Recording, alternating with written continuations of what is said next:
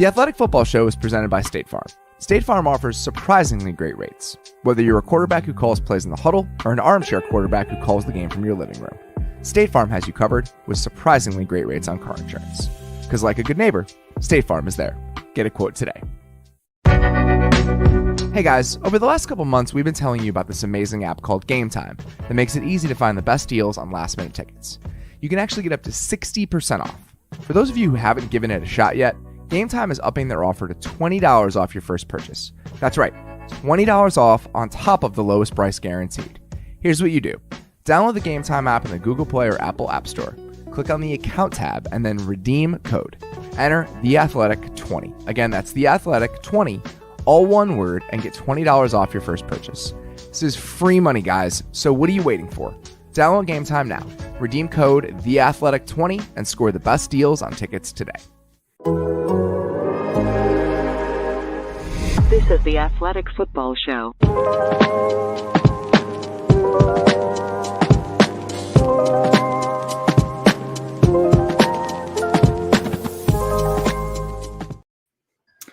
Welcome to the Athletic Football Show. I'm Robert Mays. Joining me tonight is my good friend Nate Tice. Nate, how you doing, buddy?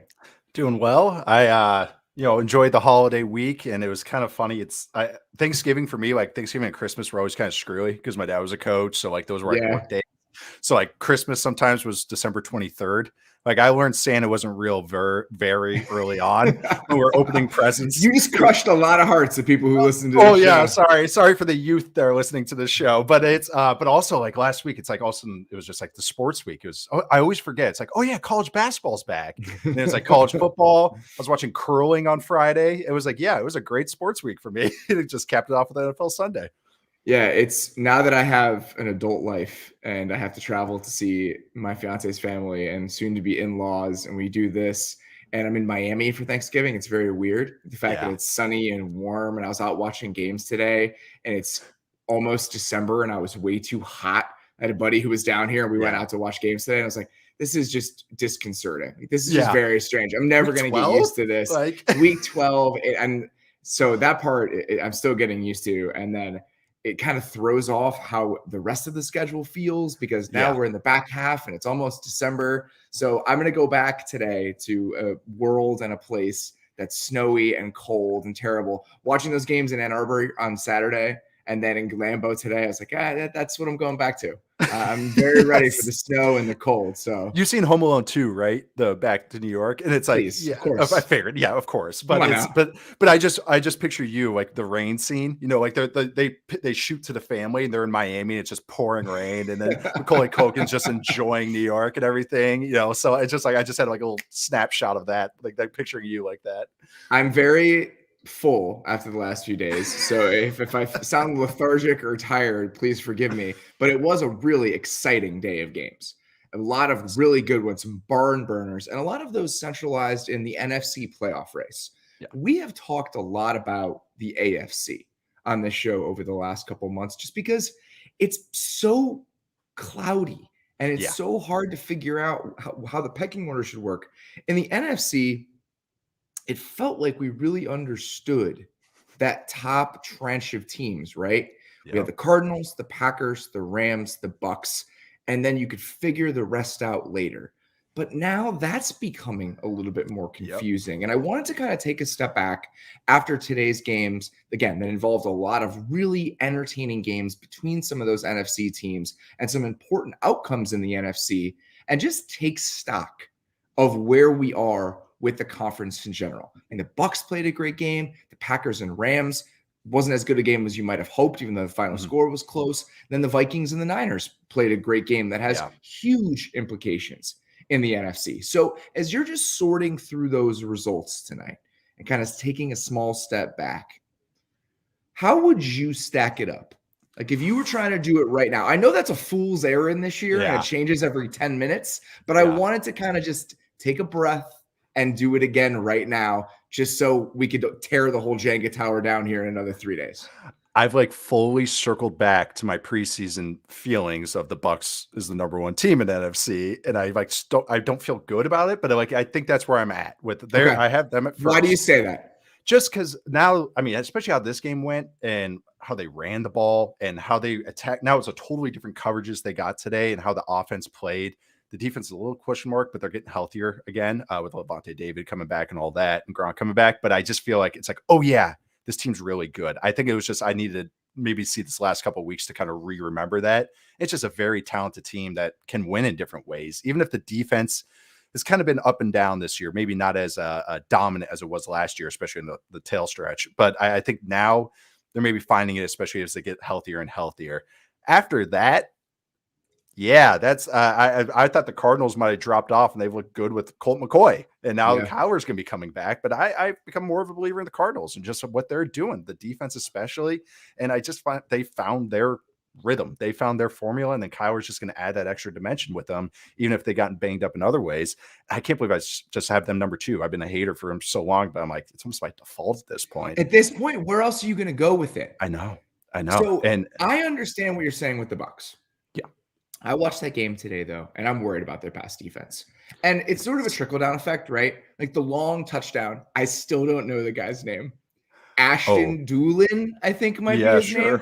There's a couple today that I was like, who? Like I was with my buddy watching games today, and this is not a joke. I said that guy's name wrong 10 different times. He knew it the first time he saw it. He just has that kind of brain. He's very good with that kind of stuff. Yeah. And I said it wrong 10 different times. He's like, this is his name. I still don't remember what it was. Anyway, the long touchdown that the random guy on the Colts scored. There you go. One of many plays in this game where the Colts just did an incredible job bending coverage rules with the way that things were structured. Frank Reich is awesome at this, by the way. He was. But that play specifically, right? Sean Murphy Bunting, because Carlton Davis is still hurt, is playing outside in a big against big personnel. He's an outside corner. That's not what he does. So you see this trickle-down effect. And then you still have some Pierre Desir in there. The Colts move the ball extremely well. So that's kind of like, oh man, like how good do I really feel about the Bucs defense? They need a weird Carson Wentz interception down the field. And Antoine Winfield that jumps 8 feet in the air. A strip sack at the 30-yard line. The Colts move the ball really efficiently. Yes. Okay. And then you have the Cardinals, and I believe in the Cardinals, but I want to see what they look like with Kyler back just to get a sense of like, all right, how good are they really? Like their defense has impressed me consistently. And I feel like they've really settled in. And this third year under Vance Joseph, they've kind of ascended to another level just in terms of all the different stuff they could do. Obviously, they were on bye this week. It's just they're in the back of my mind. I believe in them, but I want to see what the final product looks like as we move down the stretch. As I watched the Packers today, here's why I think that they have an argument to be right there. I'm so impressed with the little tweaks they made today offensively with this offensive line being so banged up. Yes. The fact that you have, I think Billy Turner, I want to say is their only day one starter in there that you would have come into with on training camp. So Runyon and Freeman Runyon's a second-year player, but Freeman's a rookie. And then you have Billy Turner at right tackle. Lucas Patrick is playing center now because Myers is hurt. And the left tackle's name I still can't remember. It's just all backups. And the fact that they came into this game and they're just leaning into Rodgers' quick game. Little tiny variations where he's just working the flat and moving guys with his eyes and working like very surgical areas of the field. They clearly leaned into that game plan wise. I think it's time to start giving Matt LaFleur a little bit of credit. So it's one of those things where it's like, all right, if their offense is going to be this flexible and they can make these sort of little tweaks on the move, like why don't we believe in them? But at the same time, in the back of my mind, it's like, well, the offensive line's not getting all the way back. Even if Bakhtiari gets there, you still don't have Jenkins now. So what's their ceiling, even if they can survive? But then you look at the Rams and it's like, how worried should we be? And it just starts this whole cycle again where it's like, I don't know. Like, I just don't know. Really, everything you just said about the Packers is exactly how I feel. Because I was like, man, that was a really impressive win today. It really was. And just like what you said with Matt LaFleur, it was because we're going to talk about another team and their usage of quick game. But it was like watching how this team utilized quick game. It was like, that's how you use it. He's don't just run. Greatest quick game thrower in the history of professional football. And they formation it up to just add that extra little 10% to it. Yes. And just, having Devontae Adams running stick on a linebacker is a lot better than having your second string tight end run it. It's just that little let's just create those little advantages that we have because we have a dominant receiver and a dominant quarterback. Yeah, and that's how you negate Von Miller and an Aaron Donald pass rush against backup. Yeah. And but how long can you do that? That's my question is how many different times now can it's you on do that? tape. But as we get into December and January, it gets cold. They could get the number 1 seed. They have the tiebreaker over the Cardinals. If you have to play all these games at Lambeau and you're having to tackle 250-pound A.J. Dillon when it's 2 degrees outside, like these are all the things that's kind of come into play. So I feel like right now, no matter how you stack them up, I think the Bucs, Cardinals, and Packers in some order represent their own grouping in the NFC because I'm starting to worry about the Rams. I'm too. And for a couple different reasons. The defense, it just seems like on the back end, they don't have the guys right now. You know, you look at it, and I think we kind of understated coming into the year what losing all of that secondary depth and just those key complementary pieces would mean for them. Your Troy Hills, your John Johnsons. Taylor Rapp has made some nice plays, but when Taylor Rapp has got to cover Randall Cobb coming out of the backfield inside the 10-yard line, that becomes a problem. When you have backup corners having to cover Devontae Adams on slot fades, that becomes a problem. So their defense, even if we like the guys up front, the back end just gives me pause. I have reason for concern there. And then the Diana Rossini report this morning about how banged up Stafford is and how it's affecting him. Now you start to get really concerned. When the words chronic back issue start creeping up about a quarterback that's struggling, even though he told at the press conference today, Jordan Rodriguez reported that he said nothing was affecting him. But now it's just one of those things where in the back of my mind, it's like, man, how healthy is he? How much is it affecting their offense? So I just have more concerns about them right now than I do about those other 3 teams that I would put at the top. Yeah, and even Kent's making sure we know, but even I would have the Cowboys ahead of the Rams right now. Like that's where I'm at with them because it's just this Rams team, like what you're saying with the Stafford stuff. It's telling. It's not like where it's like, oh, it's a toughness thing where it's like, oh man, he's banged up, but he's playing okay. It's like you can see not even just the back and something with his leg because he's not stepping into a lot of stuff, and you can tell when guys are sailing stuff or something's wrong with their plant foot is when they short step. Because then your shoulder just rises up. And I saw Stafford a couple times. He short steps. And I know he kind of has funky feet anyways, how he throws stuff. But when it's kind of becoming a consistent thing, that it's a little scary. When you're not getting those gimmies, when he's missing the gimmies sometimes, or once he's not taking the highs of the high lows, which is what he was doing weeks 1 through. Which is why they were so dangerous early in the season. Yes, that's why we were so enamored by it because it was like this is pushing the ball like that. That's why we were so exciting. Your high lows with a wrap underneath and a dig behind it. He was hitting the digs over and over and over. Now there's a couple times today they had a smash concept. He's throwing underneath right away because he doesn't want to get hit. It's in the back of his mind. I'm not saying Stafford's soft. It's just when you're hurt and you're getting hit, stuff starts to compile. Correct. It's just that little back of the mind thing makes you also just go, well, I got to get rid of the ball. I'm not taking it. I just got hit that last play. That sucked. I'm not doing that again. And that sucks because now the offense is, you're not getting that explosiveness. And especially with the run game not being as dynamic and how they've kind of bought into more spready formations rather than the bunch stuff and the motion stuff. And I'm not just saying because Robert Woods is out, but just kind of that's where that matters. Yeah. They lost that little window dressing. So they were saying we're going to run good plays and we're going to run them well. But before they would run good plays with the window dressing. So now it's like, are they going to go back to that? Which they have a lot of stuff to answer. Even today, Packers drove on everything. And that was why we liked Stafford was because he was stopping defenses from driving on everything. Yeah. Now he's not hitting that. And it took him till like the 3rd or 4th quarter to finally hit the sluggo route to OBJ. And it's like, that was late to adjust to that. Going into this game, you kind of know what you have. It was a little, this offense is kind of just, it's a little worrisome. These cracks are just opening up even more and more and more. And we talk about chemistry stuff and like OBJ, having a new receiver there. It's not just, timing on everything. We want to say timing. You got to get used to how he catches the ball. He has to get used to how he throws the ball. The one where Stafford sailed the ball to OBJ on the dig, OBJ's short on the route.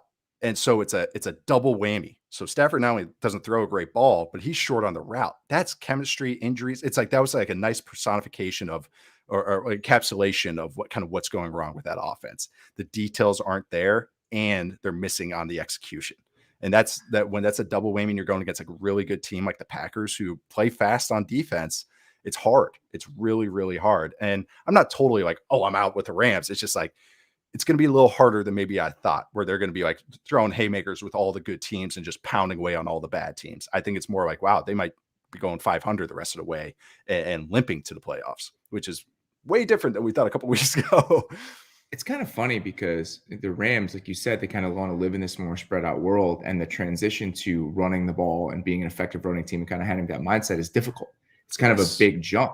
Mm-hmm. So they don't have a lot of other ways. We were so enamored is the right word with them early in the season because this was a version we'd never seen before. Yeah. And it almost feels like they're stuck in this version now. Yeah.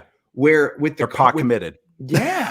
And with the Packers and the Bucks, it's probably rooted in their quarterbacks, right? It just feels like they have these different places they could go.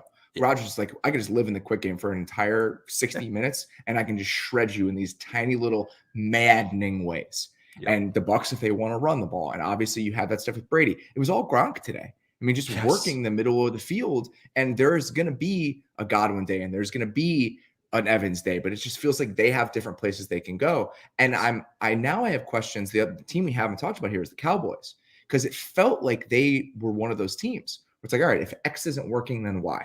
Yeah. But their running game has stalled a little bit. They were not able to kind of sit there and pound the Raiders like I thought they might when they didn't have those two guys out there. I think that I want to wait on Dallas similar to the way I want to wait on the Cardinals. I want to see them back with Lamb and with Cooper before I start really worrying. Yeah. And I want to see the Cardinals back with Murray because it's almost weird. Like they've been impressive without him, but as we've seen these other teams kind of grow or regress and change over the course of the year, I don't have a feel for what the Cardinals' trajectory looks like because he's been removed from the equation for 3 weeks. Yeah, it was like they just did their own thing for a couple of weeks. Like they did their own subplot in a TV show. Like that's what they did. There was a little side mission for a couple of weeks, and it's like, okay, now they're coming back. Oh wow, they're coming back for season 3. Cool. I know that's how I feel with them. It's like I totally forgot about them for a while, and it's like, yeah, okay. It's been impressive, but it's just I don't feel like I can have my finger on it. No answer. Because, yes, that's exactly how I feel. So the other game, obviously, that was huge in the NFC today was the Niners beating the Vikings. Yeah, and I mean, this was after the conversation we had. The Spider-Man meme game. That's that's what it was. So I agree with that to an extent, right? Okay. And I think in a lot of ways the quarterbacks are like that, but now. I mean, this is the perfect next step after the conversation we had about the Niners on Friday.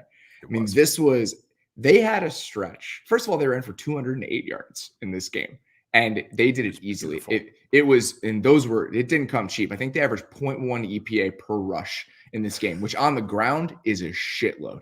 That is a mind-numbingly efficient run game. Yes. And you look at it on the Deebo touchdown, the second one, the short one, right? Mm-hmm. That was in a 3-play stretch. They lined up in split backs on 3 straight plays. Okay. On the first play, they had Deebo running to the right with, I think, Jeff Wilson leading up on it. On the second play, they ran a screen to Kittle because he was the other split back, and they ran like a little delayed screen to him. On the third play, they had Samuel for the touchdown, and it was Mitchell leading up. How many times, first of all, how many plays, period, have you ever seen a running back block? You just never see it happen. And for them, it happens all the time. And those guys are committed to doing it, and they look good doing it, which is why they can get on the perimeter. So it's just, I'm almost at a loss because of how cool the run game was and how many different layers there were to it. And that, to me, is why they're a little bit different than a team like the Vikings, even if we put the quarterbacks in similar boxes, because the running game is the craziest and weirdest and furthest evolved it's ever been, even for the Niners. We talk about like every coach wants to be multiple or versatile and all that stuff, but this is what it looks like. This is actually what it looks like when every guy is kind of a not gadget guy, I should say Swiss Army knife guy. When you can play multiple positions. Yes. Multiple positions. It is, positionless football. We've gotten to positionless basketball. This is like the skill variety version of this. Now, if Trey Lance was in there and he's blocking for guys, then we're going like, now we're really cooking with gas, but we're not going to ever see that. Imagine when they drop him into this? I know. And now you have an extra gap that you have to worry about combined with all this other shit. Oh my God. Imagine, because now, they're in split back. They're going to hand it Deebo, and Eli Mitchell's going to lead block. Now imagine if the backside guy can't run it down from the back side. Or the if both guys lead up for lead up with fourth him, quarterback. extra lead. I know. And it's coming. I'm sure there's going to be some packages coming. I mean, you can't help it because that's going to be so spicy. I think it's a good way to put it. But that offense was so much fun to watch today because it's just like the types of runs they get to. That's what's so cool now. It's like they're getting the power, they're getting the wind back, they run. I think I saw snap a duo in there. Like, of course, I'm going to get excited about that. The zone stuff, the play action is making it hard for like just anybody to commit downhill on stuff, and it's really cool because both receivers too are just so dynamic with the ball in their hands. Now that Ayuk is back in there, it is wild. I mean, the gear he gives them, just like 1, 2, 3 plays a game. Outside of Deebo, they did not have that. So now you have the Yak Deebo plays, you have the Yak Kittle plays, and you have those explosive little Ayuk catches just sprinkled into the overall mix. It changes the complexion of the whole thing. I know. You're worried sometimes. You're like, oh man, they don't attack down the field. But it's like, guess what? If you get 5 to 15 yards a pop on every run to pass play, who cares? Like, I think Deebo had 6 carries for 66 yards today. That's ridiculous. I mean, it's stupid. And that's even what he can do he's a good route runner too. Yeah. And it's not like he's like, oh man, he's just a gadget guy. He's not a receiver. It's like, no, he does the receiver stuff like plenty fine. It's that he just also is a plus guy with the ball in his hands in the backfield. It's like what you wanted Devin Hester to be. Like that's what as an offensive player, like that's what he's kind of doing right now. He's a different type of guy, but it's like that's what that kind of upgraded gadget guy, I think is the best way I could put it, but I'm not using that in a demeaning way. But this whole offense and even the defense too, because like it's not a perfect defense. Like they're built up front. They're going to get gashed sometimes. I think in the passing game, that's what's going to happen. But they're playing fast and their guys are very aware of what they're trying to do, and you can tell they're building confidence. And you see Nick Bosa is looking healthier. Like any one-on-one block with him today, it was like the Vikings had to hold on to their hat with Darisaw. Like it was just like you could tell they're like, oh, okay, ball got out. They're trying to help with stuff. So it was they really found their flow on offense. I think they're finding what they are on defense, and it's really just like I like what they're going. Like you said, it's a continuation of what we talked about last week. The best version of the playoffs would have the 49ers in it because they're playing really good ball right now. Yeah, I totally agree. And then that's where they are now. And now that they won that game, they have a stranglehold on that 6 seed. Yeah. And I mean, it's so the one last thing I want to touch on with the run game, I think is interesting. We got to a place where the league had a plan for the outside zone game, right? Mm-hmm. Because so many teams were doing it. Defenses had plans. And we saw it with the 6-1 and just all the variations of that. We're like, you're not getting outside on us. Yes. And that's where the Niners transitioned to so many more gap runs, where they're like, all right, fine. If you're going to take that away, then we're just going to hit stuff hard on you. Now it feels like come hell or high water, he's getting the edge now. And he's just finding different ways to do it. It's the use check sprint motion. It's Kittle killing people. He's killing people on the edge. It's absolutely ridiculous. The one play you tweeted where he gets Peterson in open space, you guys should go look at Nate's Twitter account. They have Kittle as a lead blocker coming up right to left, coming across the formation. Mm-hmm. And it's not just that he blocks Patrick Peterson. He tracks him down in open space when Peterson tries to juke him.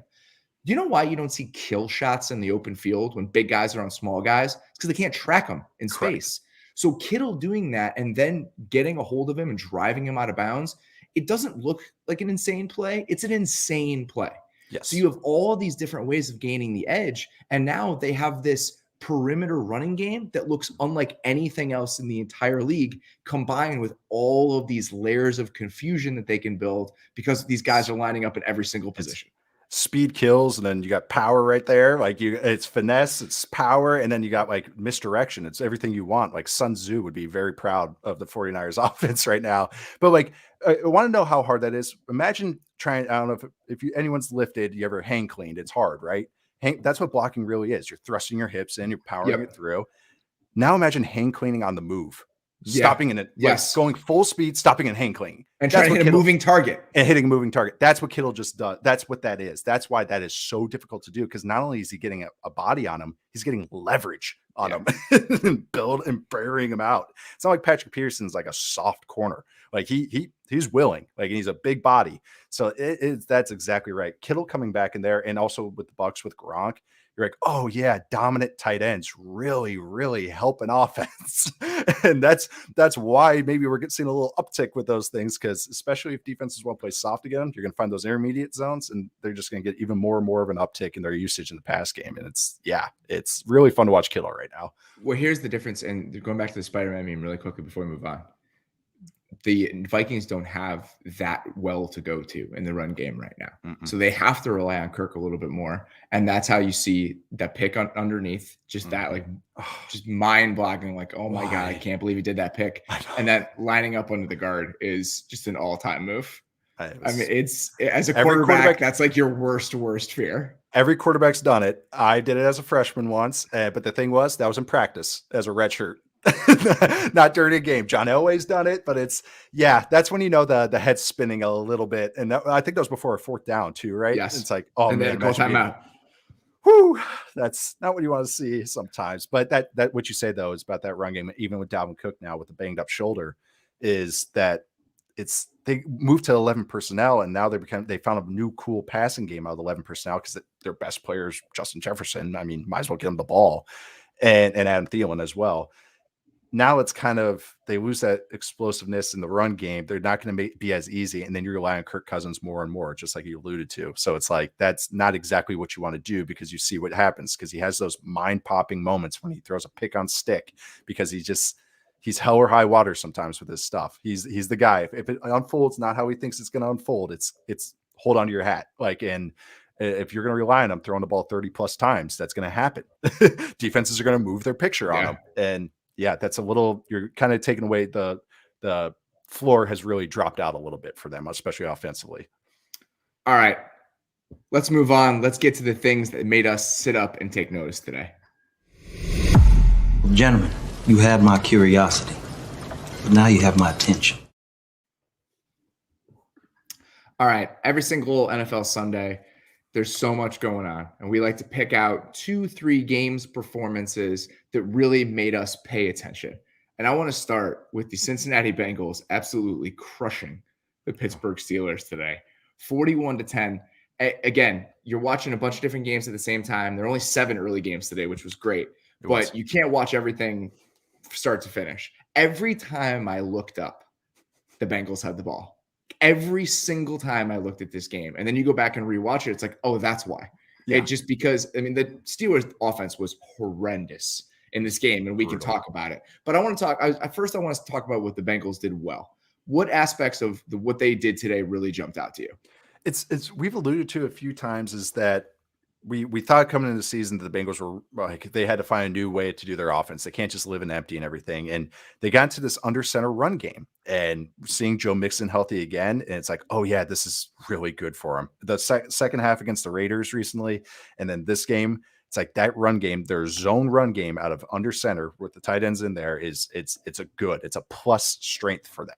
And Joe Mixon's playing very well. That offensively has really helped. It's not made it so hard on them. But defensively though, they're a really smart unit. And it's started in the year, and I kind of was like, okay, some teams are going to give them issues, but if you don't have an offense that can threaten them vertically, they're going to mow you down, because they're smart, they're well coached, they're around the ball. It's what we've talked about with the Bills, is they have timely blitzes on third down, but they're going to make it hard on you, and you have to out execute them. And the Steelers aren't an offense that's going to out execute a lot of teams at this point in time.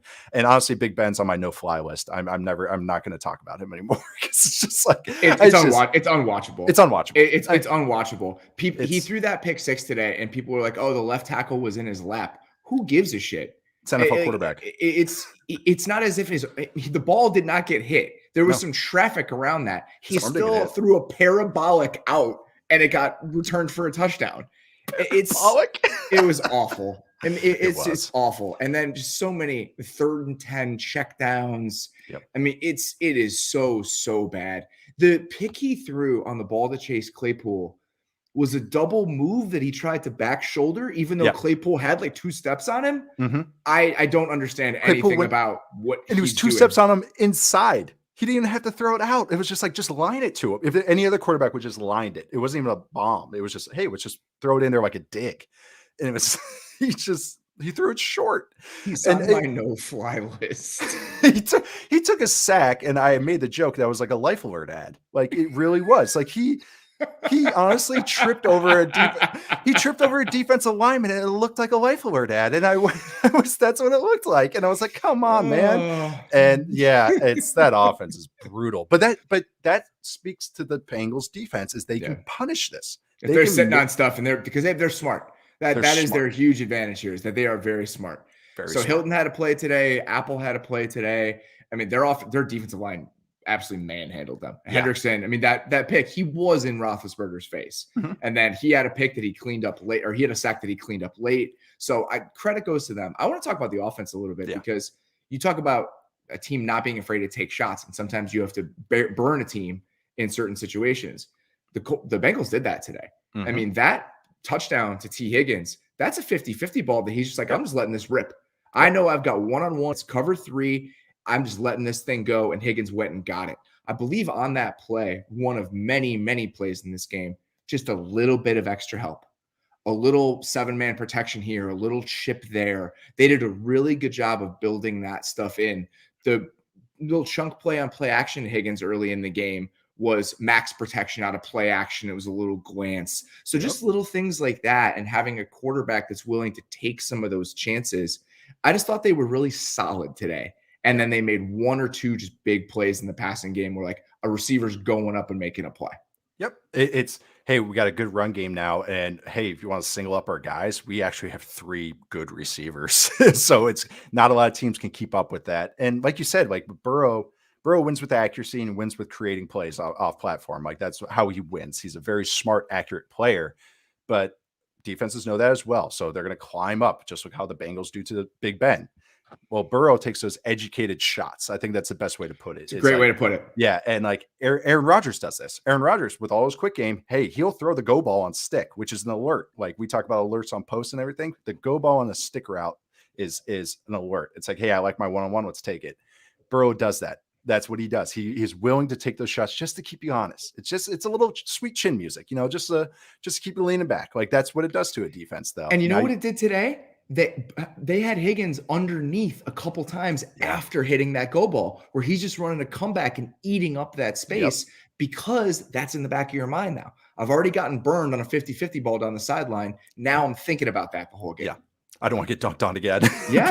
please don't put me on a poster again. They found their formula, and it's been cool. We were low on the Bengals to start the year, but it was like, I got credit to them. Like, when they played the Ravens a few weeks ago, I talked about it, where they moved to 7-man protection and stuff. It was like, they didn't show that ever before. And it was now it's in their offense. They adjusted throughout the season. So credit to their coaches for doing that. Like, there's other teams, another team I'm going to talk about in a minute. I've alluded to it twice now, but they have added a new page to their playbook, because they're like, hey, defenses are doing this to us. How do we get out of it? How do we help ourselves? And that's what they've done. And so credit to them. Are they a perfect team? No. But they have answers to stuff, and they found, like we talk about paths, they found their little paths for everything. And I mean, they really took it to the Steelers. It was like a complete team win. It was a complete dominating win. It wasn't fluky. It wasn't tip balls or anything like that. And it was good. I also want to say one other thing. Scott Hansen can put over a player more than anybody else. I said it like I compared him to a wrestling manager. I'm not trying to like hate on Jamar Chase or anything. He caught a screen and he just got upfield. He got upfield on a receiver screen. And Scott Hansen's like, that was such a high IQ play by Jamar Chase there to get upfield on that. I was like, it's a receiver screen. Of course he's getting upfield. But man, he puts people over. And that I have to allude to that, though. On that play, like, one guy I wanted to put over after a couple plays in this game, the block Tyler Boyd threw on that play. Awesome. That it is so fun. We've talked about this in regard to the Rams for years, right? Mm-hmm. And when other teams are doing it, we should give them credit. And same as the Niners today. When you have every single guy that's bought into the little tiny dirty things he has to do, that's when offenses get fun to watch. Yes. Boyd just great effort on that play. He gets driven back like 5 yards, but he reset. stays in front of that guy. Yep. And that allows that play to happen. Higgins had another nice block on that play. Yep. And then on a Mixon touchdown later in that half, Boyd threw another great block, just took the nickel corner, buried him in the dirt on the Mixon touchdown. And there's 2 plays where his effort as a blocker stood out in this game. And that's why this team is fun. It's like, all right, like all these pieces are working together. Like they seem to have some synergy on offense. They have little tiny wrinkles they're throwing at you. So now they're 7-4. They've got some tiebreakers over some teams that are going to maybe push them for a wild card spot, whether it's the Raiders, other people. They're a game back of the Ravens still. Still, I think another game to play against the Ravens. So that's one to watch. And they play the Chargers next week. So if they beat the Chargers next week, they have like an inside track to make the playoffs. So now let's take a small step back here. Do you think they can actually make noise in the AFC playoffs with the way that the landscape of the conference currently looks? I think they are a playoff team. I don't know about noise, though. If they won, maybe they won a game in the playoffs, I'd be okay if that counts as noise. But making a run, I don't think so. Because it's just sometimes it does too much in the passing game wise. Say a team does take away the run game. It does rely on Burrow create stuff. And I can understand that. Yeah. But I'm not like, I bought more stock of them than I maybe would have even 2 weeks ago. Like I was up on them and I went down a little bit again. But it's like, I kind of get what they're doing. And I get it. It's like this team actually is a valid playoff team. I think that's my best way I could put it. It's not a team where I'm like, this is counterfeit. And it's like, wow, they're lucky. And wow, they should not be like even close to it. It's like, okay, they're doing this against better competition. They smacked the Ravens. They smacked the Steelers. It's, those are like, I mean, they're feisty teams. It's not like some pushovers. I mean, Big Ben is, but the rest of the team isn't. But they're finding answers and stuff. But I don't know about noise, but maybe a little rattle, just a little sit. For me, it's the only reason I think they can maybe win a game or even 2 if things break the right way is just because it's hard to feel good about most of the other teams in the AFC. I mean, everyone's either banged up or inconsistent. I mean, I still think that Buffalo losing Trey White sucks for Buffalo, by the way. It does. And it's just, I really wanted to see that defense at full strength. And I think that he's arguably the most important player on that defense. They're still really good. I think they'll still probably be fine, but it's a bummer to lose him. I still think Buffalo in the end just is a better team than a team like the Bengals are. But other than that, and the Chiefs, maybe, I mean, the Ravens still have so many questions. That's the only reason I'd be like, I don't know. Like maybe just the kombucha girl meme with the Bengals. It's like, maybe just because it's so uncertain with all the other teams there. But I feel like we say that about like 31 teams. Like I know. Maybe not the Lions, but it's like, a whole bunch of other teams. We'll revisit that next week after they inevitably lose to the Chargers. And we have to deal with that. So, all right, let's keep going here. The New England Patriots, you have my attention. 36-13. They crushed the Titans. Game was closer for most of it than the final score would lead you to believe. A couple really fortuitous fumble recoveries for the Patriots on long Titans runs. It was very random. Titans ran the ball with some efficiency in this game. They piled up a lot of yards on the ground, but the Patriots, again, find a way to win convincingly. The one thing that jumped out to me in this game, and I don't know what about the Patriots' performance that you thought was the most notable, but Mac Jones's eyes on some of these plays are so good. I mean, looking at what Rodgers did today and the way that he can move a linebacker and just create enough space for the quick game stuff. Mac Jones on multiple plays today is moving the flat defender because the flat controller is there. They sent Bourne on an orb motion on one play. He keeps him there, and then he finds the sail up the left sideline because the flat defender steps up. Just little stuff like that. He wasn't perfect today. He missed Hunter Henry for a touchdown. He had a near interception in the red zone, left some plays on the table, but just constantly enthusiastic about some of the things that he's doing, even if the offense isn't the most explosive group that we're going to see. Yeah, it's like even though he's a rookie, he plays like he plays like a vet in those ways. It's like what they put in the game plan. And this is his strength. He knows exactly where to go with the ball every single time. Yeah. He missed those throws, but they were going to the right spot. Yeah. So it's like, all right, the process is right. What else can I say? Like, what am I going to do? It's like he missed the throw. All right, like it's not like, oh man, I don't know, man. I don't know if he could do it. He's squeezing the throws in there. But that whole offense, man, they we talk about defenses dictating what the offenses do. This offense, even it's a sum of parts offense. I mean, this whole team is kind of a sum of parts team. It's this offense, though. A couple of weeks ago against the Browns, they're in 21 personnel, like majority of the game, it felt like, and today you barely saw the fullback. At first, I had to check. When you did, though. he had a couple hits today. He's a hammerhead, isn't he? You could hear him in the upper deck, I bet. There was one play where it just, I mean, it was like a choo-choo train. It was ridiculous. I mean, him and Mason pulled, and then there was just like an ISO lead play from Johnson, and just the two cracks of their helmets back to back in succession. I'm like, playing against this team has to suck. Shaq Mason and Johnson, it's Jacob Johnson, like pulling. It's like a sawed-off shotgun. Like those are the two barrels just exploding into you, man. God. But this team though is like today you saw a whole bunch more 12. Jonnu Smith was inactive a couple weeks ago. Yeah, a healthy scratch, and this is what this team can do. We've talked about the Titans. Like their defense has done some things recently where it's like, okay, they're better than maybe like really I thought they were gonna be a train wreck. But the Bill Belichick and Josh McDaniels watch film as well. We talk about this linebacker group being very small and instinctive, right? With the Titans, they like to read stuff and fly hair on fire types. We saw a ton of play action for the Patriots today. They're going 6 of his first 6 for 120 yards off play action, and he finished 11 for 11. And on play action, which is just from next gen stats. Great. And that's what was the stat? Jones 11 play action attempts without an incompletion are the most without an incompletion since Russell Wilson last year in week 8, which Seahawks should take note of. But it's but watching this offense, man, it's like they are going to get you exactly how they want you. So today it was a play action day.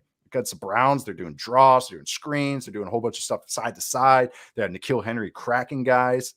Today it was like, nope, we're going to get 11 personnel and 12 personnel. We're going to run crossers. We're going to run play action. A lot of crossers. Yeah. A lot of crossers. They're taking advantage of the linebackers. And it was, we talk about, you find that matchup, you find that advantage and spam it. This was their way of doing it. Yep. They just went, boop, boop, boop, boop, boop, boop. Keep pressing that button, baby. Keep doing it. And this is what it looks like when you do it. And their defense is like you said, the Titans, I know Titans just had some bad luck today because they actually did some stuff. I mean, they had some great draw plays. For them to hang in this game with Westbrook Akina and something named Cody Hollister as their receivers is impressive. I mean, this team is just completely decimated at that position. Again, I agree with you. The offense had some answers. Kendrick Bourne, this is a big moment for you. The Kendrick Bourne game, the first touchdown, obviously the second touchdown is great, right? Yeah. He makes a couple guys miss, sneaks up the sideline. The first touchdown he scored against Bayard, they ran a play that has become, it's always been, but I think I've noticed it more this year, just a red zone favorite where you have the corner from the number 3 receiver with the 2 slants underneath it. Old Faithful, baby. What's good? China, right? Is the China. I think some people call it a fin or something like that too. Yeah. We called it Wisconsin. We called it Loon. Our red zone series was named after birds. Can you tell Paul Chris is from Wisconsin?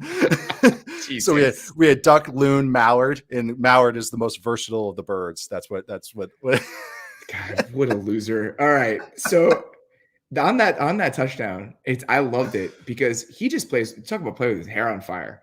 He pushed vertically so hard on this corner route. There's nowhere to go. I know. There's only 10 yards of space, and he's just sprinting full speed before cutting the corner, and that's why it worked. Yep. It's just again sell it. Some of the parts, guys doing their jobs, just little tiny contributions. It's very fun to watch.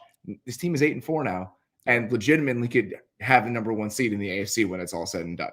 Which is ridiculous. I mean, I think the only way I can compare them is like a basketball team with a deep bench. They go 9 deep. They go 9 deep, and it's just like, oh, what's our advantage this week? Oh, wow, we got a great big man. You got a small number 4. We're gonna just run pick and roll the whole game.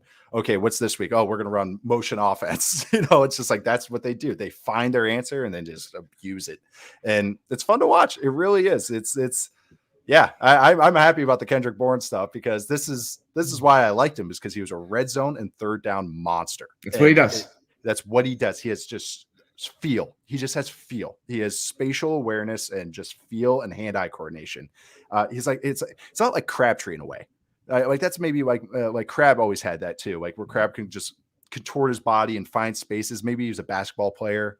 Like just knows how to grab a rebound. Like that's what Kendrick Bourne could do. And he's a hell of a player. I mean, didn't think he would be this dynamic, but he's fun.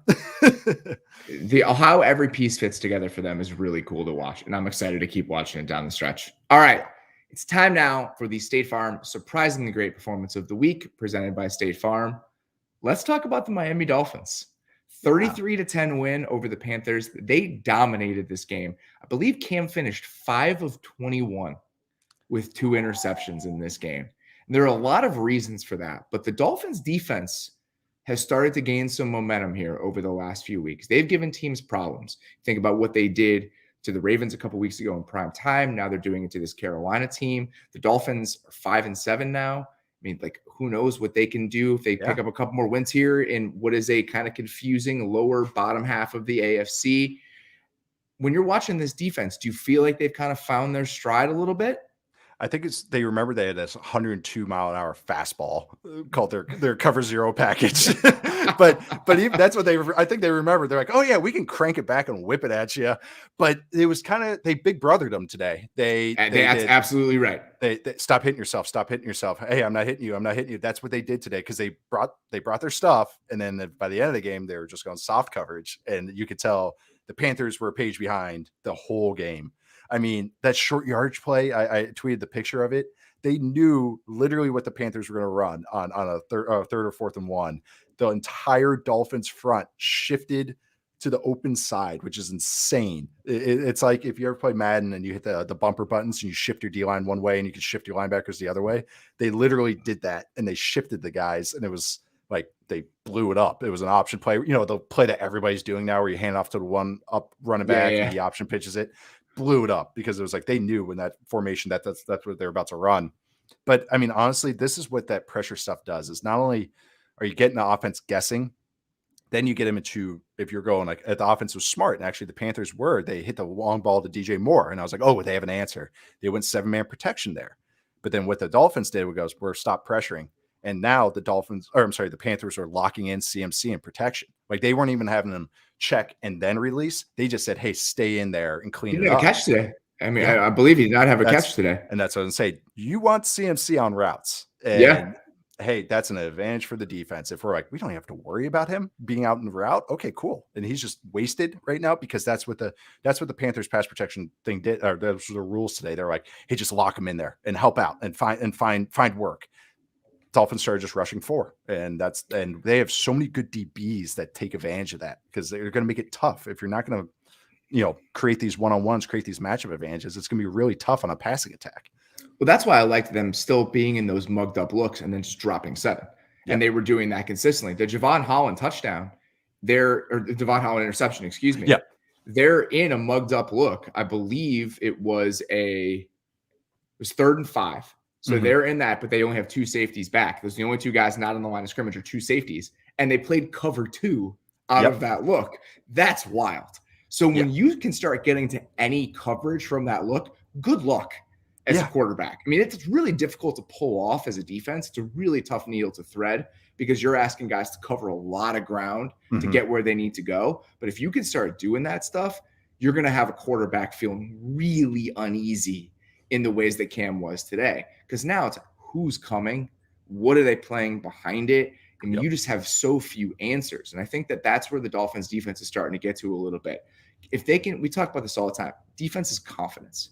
If you can start building these games, start stringing them together, everything starts to fall into place a little bit. And it kind of seems like that's happening. I want to talk about the offenses in this game for a second. You talk about your no-fly. The Panthers' offensive line is on my no-fly list. Oh, boy. It's as bad as it can possibly be. It is completely unwatchable. Backups, right? Yep. I mean, Dennis Daly is playing left tackle, which I believe he did today. It's not going to go well for you. No. I mean, their offensive line wasn't good to start the year, and now the offensive line is dinged up. Unwatchable. Dolphins' offensive line, not that much better. They are in a bad way. But I wanted to kind of talk about that, even acknowledging that and admitting that their offense is still able to function in large part because of how quickly he's operating, right? So if you look at the numbers, Tua has the 3rd fastest time to throw in the NFL among full-time starting quarterbacks. The only 2 ahead of him are Roethlisberger, who should not count, Yeah. Just it does not count. Fake offense. He is playing a different sport than anyone else. He does not apply in this statistic. The other person is Tom Brady, who's from another planet. Yeah, so it's a different that is a different thing in a good way. Yes. Roethlisberger, it's a different sport in a bad way. So Tua is getting rid of the ball quicker than anybody. And so it's almost by necessity. Like they need to play that way because the offensive line is so bad, but it's kind of working for them. Like the ways that they can Waddle was amazing. There is some giddy up. Like I'm making the meep roadrunner noise when he's catching balls underneath now because he can just take it. And if they can just create explosive plays out of slants because they can't protect, I'm not sure how viable that is as a long-term plan on offense. But today it worked, and it kind of seems like they can cobble it together when they need to. Scrounge up 17 points. Like that's what it is. But it helps when that's Waddle is useful in what they need. Like he's when you know the rules of engagement, it allows you to just create a plan that allows you to survive. Because that's kind of their feeling right now. Our QB loves getting rid of the ball quick. We got to run RPOs to help out our line. Because he has to, though. He has to. Gesicki's not blocking anybody. Like he's a receiver too. So it's like, all right, this is what we're in. All right, let's get a guy that can create some yak. And it's like at least they stop getting pigeonholed and using Waddle as like just a downfield threat. Like that, so many guys think that, oh, we got a 4-3 guy, let's get him down the field. It's like, no, Waddle's strength was creating yards after the catch, was catching those screens, catching those slants, getting off ball, getting into stack and getting free releases on guys. That is what they're using him like. And it looked like today, really the last couple of weeks, they've really his uptick. Like he's really seen an uptick in not just usage, but like how effective and explosive he is. And it's like, oh yeah, that's right. There it is. There's the extremely talented guy that we saw at Alabama, even if he's undersized. But it's like, yeah, this offense, at least they have their path. It's not the most fun path. It's like a doom and gloom one kind of a little bit, but at least they have answers sometimes. And like you said, they know the rules of engagement. And I think every week they're like, okay, this is our limitations. This is our strength. How are we going to find our strength? And let's see if we can do it. And today they did. Early in the season, when they were whatever they were, 1-4, 1-5, whatever the record is, I can't quite remember. It doesn't really matter. Yeah. It felt like the team we were watching was so far removed from what I expected coming into the season. What they look like now, even with their offensive limitations, is within the band of outcomes that I could have expected coming into the year. Like the way the team they were today, even if you're not super excited about the way that they're moving the ball, this feels like the type of team they could have been coming into the season. And it just didn't feel that way 6 weeks ago. So that's kind of where I'm at with them now. It's like, all right, this feels like a version of the Dolphins I might have expected. Now what? I have no idea. I'm in Miami right now, and I was talking to my fiance's cousin last night, and we're just talking about the Dolphins, and I was like, I don't know. Like, I don't know what they're going to do now. Like, the quarterback's playing pretty, like, he's okay. He's playing pretty well. Like, their defense is starting to pick up. It's like, what do you do this offseason now? What's your plan? I mean, it almost would have been easier if he just played horribly the entire year. Now it just throws a kind of a wrench into it. This is a conversation for another time, but it really does create some confusion about what they're going to be in the long term when you kind of have this version of them out there now. It's kind of funny. You said you almost wish he was horrible so you can move on, like rip the Band-Aid off. I know sometimes it's like, oh no, not, but I mean, yay, we won a game, but no, what are we going to do now? Because it's like, oh, are we on the upswing and he's figuring it out? Or is this just like, oh, this is the best we can get out of him? That's for the Miami Dolphins to decide. That's a question for another time. For now, that was the State Farm surprising and great performance of the week. Remember, like a good neighbor, State Farm is there. Get a quote today. We're going to take a quick break. We'll be right back. We'll return after these messages. When the moment for intimacy arrives, you need to be ready. Roman ready. Whether you've been in a relationship for years or just getting started, having the confidence that comes from preparation means you're free to enjoy the moment when the moment comes. Go to GetRoman.com/Mays now to speak to a U.S. licensed healthcare professional about erectile dysfunction and get $15 off your first month of treatment. Roman Ready is confidence personified. It's the self-assurance that comes from knowing you prepared yourself for the moment when intimacy arrives. Roman's system is completely confidential and totally discreet. No big logos or labels on packages. A U.S. licensed healthcare professional will work with you to find the best treatment plan. If medication is appropriate, it ships to you free with 2-day shipping. The whole process is straightforward, convenient, and discreet. Getting started is simple. Just go to GetRoman.com/maze and complete an online visit. Go to GetRoman.com/MAYS today, and if you're prescribed, get $15 off your first month of ED treatment. Make sure you're ready to have confidence and control this fall. Roman ready. When I was growing up, cereal was one of the best parts of being a kid, but I had to give it up because I realized it was full of sugar and just not worth all the calories as I was getting older. That is where Magic Spoon can help. Magic Spoon is proof that healthy breakfast doesn't have to be boring. It has 0 grams of sugar, 13 to 14 grams of protein, and only 4 net grams of carbs in each serving. It's also only 140 calories a serving. It's keto-friendly, gluten-free, grain-free, soy-free, and low-carb. You can also build your own custom bundle of flavors with cocoa, fruity, frosted, peanut butter, blueberry, cinnamon, cookies and cream, and maple waffle. Go to magicspoon.com/maze to grab a custom bundle and try it today. And be sure to use our promo code MAZE at checkout to save $5 off your order. Magic Spoon is so confident in their product, it's backed with a 100% happiness guarantee, so if you don't like it for any reason, they'll refund your money, no questions asked. Remember, get your next delicious bowl of guilt-free cereal at magicspoon.com/maze and use the code MAZE to save $5 off. Thank you to Magic Spoon for sponsoring this episode. Why don't you explain this to me like I am an 8-year-old? All right. Every Sunday, one or two things happen that we need a little bit more explanation on for how they happened and why. I want to talk about how the Chargers managed to throw up that terrible offensive performance against the Broncos today. You've been champing at the bit this entire show to destroy the Chargers for this game. I'm just going to give you the floor. Here, I'm going to cede you the podium, sir. What do you want to say about this? I've hinted at like 3 times now because I was like, I'm like just ready to talk about this. But like, just look at the throw charts for Justin Herbert, and you could like that's all you need to see. Like the spray chart where he's targeting everything, and that's all you need to see.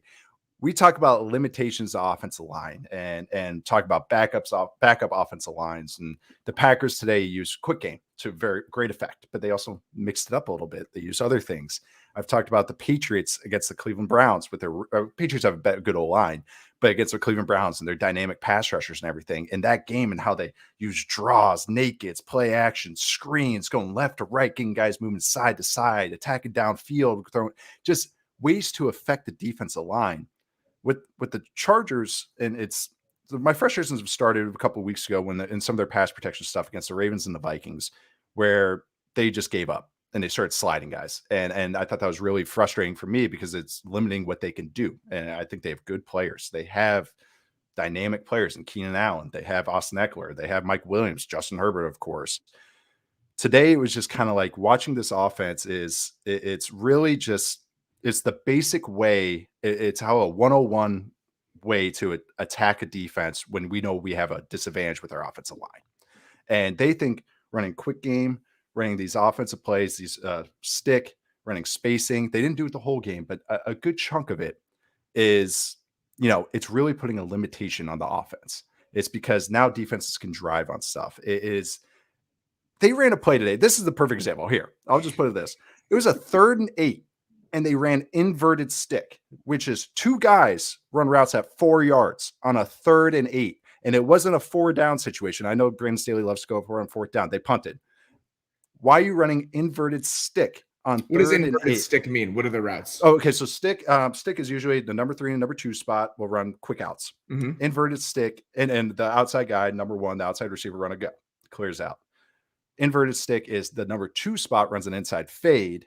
The number 1 spot on the outside runs like a little stop or a hitch, and then number 3 spot runs a stick route. Same thing. So they ran that route with Jared Cook on 3rd and 8, and it was just one of those things where it was a give up. They were like, just get the ball out. We don't care.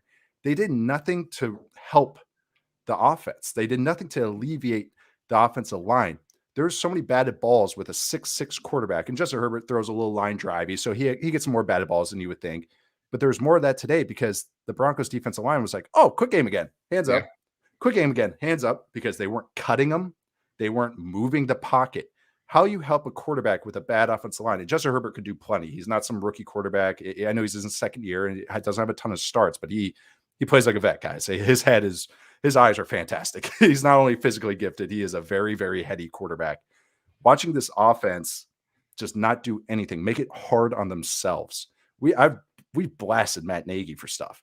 This is just as bad as that. Like that's how kind of upset I am with this. It reminds me of last year's Eagles offense. Like it's when you can't protect, and then we've talked about this, and then you just start squeezing and just laying on the quick game, and then people start sitting on stuff, and then you just have no answers, and then you just kind of throw your hands up, and it's like, well, I don't know. We're getting the ball out. We're getting the ball out. Hey, the ball's out. But the thing is, like, defenses are too good for that now. It's not 1998. It's defenses have rules. Defenses are very smart about driving on this stuff. And like, okay, the red zone interception was bad by Justin Herbert, but there's other 14. I know. And it's a game where he's taking a chance. And it's like, dude, I'm not going to like dog what he does enough smart things where it's like, hey, you're going to have those.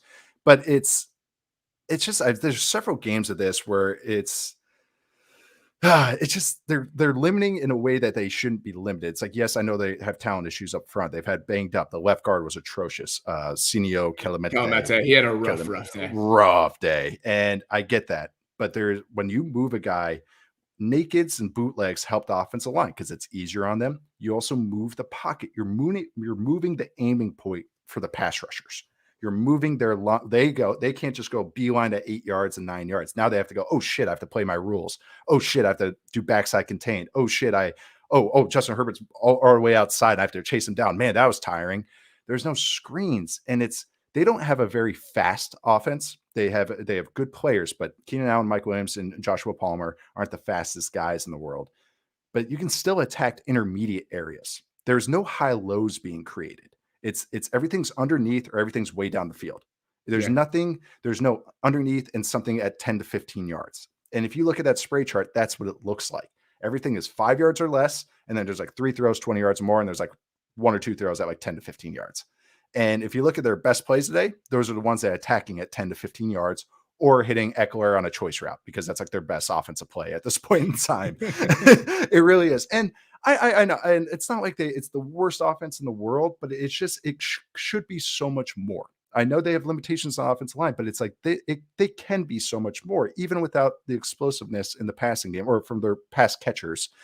They can be. It's just, this quarterback can throw those throws. The hardest throw to make for a quarterback is the 10 to 20 yard throws. You have a freaking guy that can do it. So do it. It's sorry. It's like, I've been pent up with this. I've been online. I got agitated at a guy who's just asked me a question on what I'm sorry if you're listening. You asked me how I define intermediate. And I just said, I don't care. Have a good night. So I'm sorry about that, but it's really, honestly, that it's an offense that shouldn't be as limited as it is at this point in time, even with the injuries, because their pass catchers there and Justin Herbert's healthy. And it's like, man, you have your left tackle and your center playing. It's like, those are kind of the two most important spots, right? So maybe we should shore up everything else. You don't see the Chargers once, right? Alluded to what the Bengals doing against the Ravens. And now, and like you said today, they did it. And the Panthers even did it today. No 7-man protections. When they do 7-man protection, it's full slide, because that's the easy button. They keep hitting the easy button as opposed to finding the matchup advantages and spamming that. So I just feel like they're taking the easy way out a lot of times. And sometimes, it's hard to find that and hard to dial up stuff. It takes a lot of teaching to get everyone on the same page. But that's on them as game plan coaches and putting in and teaching the players. They have smart players. So a little frustrated if people can't tell. Not even a Chargers fan. I'm just frustrated because it's so much. I'm disappointed. I'm not mad. I'm just disappointed with this offense right now. Every time I look at those Justin Herbert throw charts, I just start talking like Don Corleone, like, look how they massacred my boy. Like every single time, that's my reaction. It's like, look how they massacred my boy. But talking about the Packers versus the Chargers, if you're hiring an offensive-minded head coach, I think part of the interview should be you come to them with a hypothetical situation. Think, all right, you're playing against the Rams with with Aaron Donald and Von Miller and Leonard Floyd up front. Mm-hmm. You have one of your day one starting offensive linemen. In the Chargers case, they have two. Similar kind of situation. Mm-hmm. You present to the offensive coach, all right, here's the problem. You have 1 to 2 of your day one offensive linemen. You're playing against a really good defensive front. I want you to lay out to me step by step what your game plan is going to be because of your limitations you have on offense right now. Yes. The answer to that question in my opinion, is what separates the really, really good offensive coaches in this league from the merely acceptable ones. And I think that you saw that today in those two situations specifically. Yep. And they don't have maybe the one nice little bar raiser that the Packers have where it's like, hey, you want to play soft coverage? Yeah. Rodgers and also AJ Dillon. AJ Dillon can just be like, hey, you got a light box. Yeah, I'm going to carry 3 guys on my back and get 7 yards for us. And I get that. But Austin Eckler is a good player, and you can find ways to get him the ball and ways for the run game. You can find advantages to that. And I completely agree with you. They have an answer. They're like, this is our answer for the game. And that's the thing is defenses, good defenses. Hey, guess whose defense everyone's copying right now? Yeah, Vic Fangio's. So good defenses are going to take away your rock. Okay, what's your paper and scissors? It was like today, it was like they had rock and they're like, oh, shoot, you can do other stuff. Like that's what it seemed like. And it's like, dude, it's week 12. And this has been something that's, I mean, it's not, I get the O-line's banged up, but it's like, this has still been stuff that's creeped up even when the O-line was healthy. And yeah, it's just gotten frustrating because it's like, it shouldn't be this hard. Like quick game has a place, and I'm not the biggest fan of quick game, but it has a place. But if you're just spamming it over and over and over, and then you're like, oh, okay, here's our play action shot. Let's get into hip slot. And it's like, anytime you get into hip slot, here comes play action. It's like everything just is so telegraphed. I think maybe that's the best way to put it. It's telegraphed and it's not fluid. It doesn't flow together in a natural way. Yes, and how it should. And we were expecting maybe some more Sean Payton-ness with the formation and stuff. And I just don't see that. Everything just looks like, hey, look at this play. Hey, look at this play. And it's like, okay, well, hopefully it works. And yeah, it's kind of like a little, it's frustrating. I think that's the only way I got for it. All right. We're going to take one more quick break, and then we're going to hand out the belt for today. We'll return after these messages. This podcast is sponsored by BetterHelp Online Therapy. Check out betterhelp.com/maze. The best way to think about therapy is the same way you think about maintenance in other areas of your life. You go get your car tuned up to prevent bigger issues down the road. You get annual checkups and go to the gym to maintain physical wellness. You do chores regularly to avoid a giant mess of a house. Going to therapy is like all of these. It's routine maintenance for your mental and emotional well-being to prevent bigger issues down the road. Going to therapy doesn't mean something's wrong with you. It means you're invested in yourself to keep your mind healthy. BetterHelp is customized online therapy that offers video, phone, and even live chat sessions with your therapist, so you don't have to see anyone on camera if you don't want to. It's much more affordable than in-person therapy, and you can start communicating with your therapist in under 48 hours. Why invest in everything else and not your mind? This podcast is sponsored by BetterHelp, and Athletic Football Show listeners get 10% off their first month at betterhelp.com/maze. That's BetterHelp.com/MAYS. You remember when you were a kid and you used to get socks for Christmas and just how disappointed you'd be? You'd rip open the package, you'd be thinking, this is a great new toy, this is exactly what I wanted, it's what I've been asking for, and it was socks. But now, all of that has changed. What used to be boring is now exciting because of the way that Stance has changed how you can interact with their comfy, colorful gear this holiday season. Guaranteed to make you merry with more quality comforts to you and yours, Stance has made gift giving super simple this holiday season. Stance's premium line of socks, apparel, and more comes with colorful constructions, innovative materials, and choice fits that are built to last. Throw in an all-star curation of A-list collaborators, and those lucky recipients on your holiday nice list have never had it so good. Check out Stance.com for all of the latest, including several different subscription options that are sure to keep your friends and family feeling great all year long. Stance has the perfect gift for everyone on your list. Go see for yourself. It's easy. Just head on over to Stance.com, that's STANCE.com, and pick out some styles you think they might like best. Enjoy the comfort and color of a life less ordinary with Stance. I'm going to help you because you're a daredevil and you like danger. Well, Darby Allin, there is nothing you could do that is more dangerous than wrestling CM Punk. You should see the feud he's in right now, CM Punk. He's with this guy MJF. Oh, they went at each other on Wednesday. It was in Chicago. Oh, it was awesome. Look it up Next on YouTube. time you and I are together, well, I'll make Yeah. sure that we're together on a night where there's wrestling on, and I will Okay. I will sit with you and I will watch wrestling with you for an entire night. That's the Just type get of my friend that I am. What's important to you is important to me, because I am a appreciate that. supportive friend and I am here for you. Hey, I listen to more Nine Inch Nails now, so that's we slowly influence each other's tastes over time.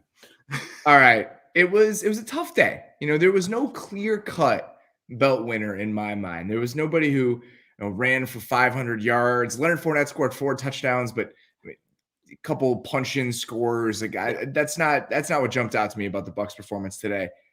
I want to give the belt just to Bill Belichick. This is almost like a lifetime achievement award, where you're looking at what they've been over the course of the season. And when we talk about the sum of the parts and everything fitting together, and just the Jenga tower that this kind of team is. I guess that's not a good analogy. I guess it's a puzzle, all the pieces fit together. Jenga tower falls over eventually. Yeah. But puzzle fitting together, that's kind of how this Patriots team feels. And just the amount of different, you talk about the play action today, just the amount of different things they can do and different places they can go. And, JC Jackson and 2 more takeaways today. And it just feels like this is such a pure distillation of the Patriots ethos, this team. And that comes back to Bill Belichick and this performance today and their continued ascension toward the top of the AFC. I just felt like we should acknowledge him today. That was my thought.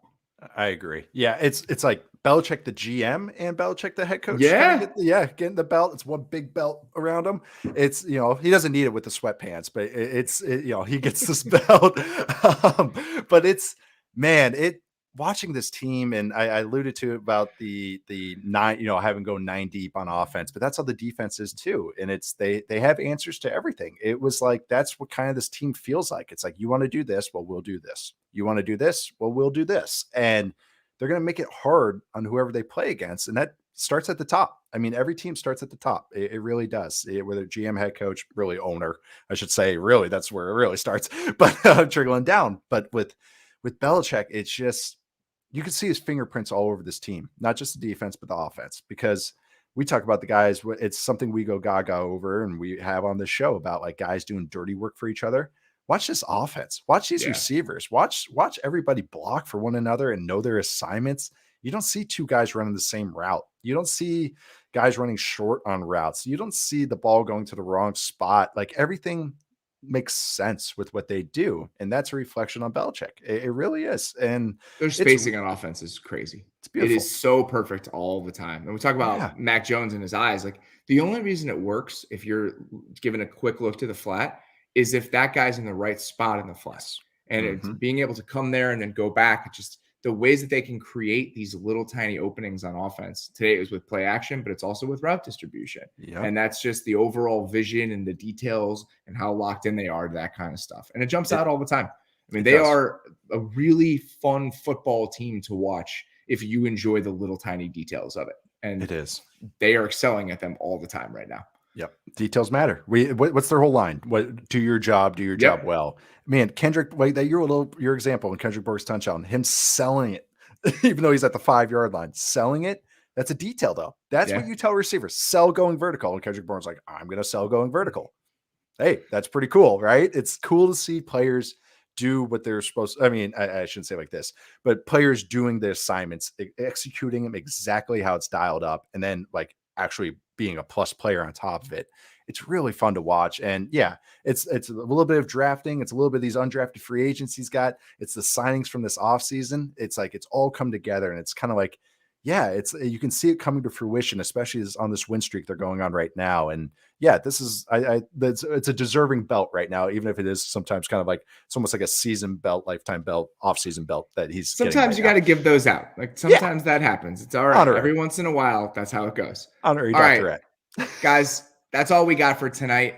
Please send in your questions for this week's mailbag with Mitchell Schwartz by 1 p.m. on Monday.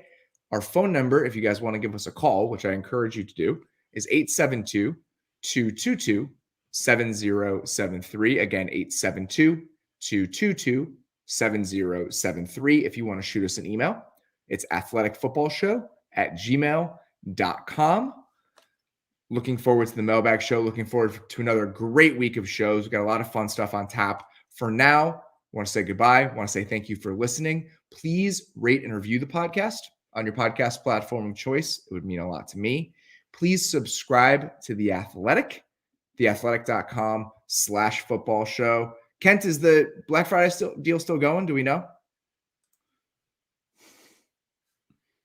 So check out the Black Friday deal. We believe it's still going on. $1 a month for the next 12 months. An incredible bargain. If you have not subscribed to The Athletic, I highly encourage you to do so. We'll be back on Tuesday with Mitch. Until then, appreciate you guys listening. We'll talk to you soon.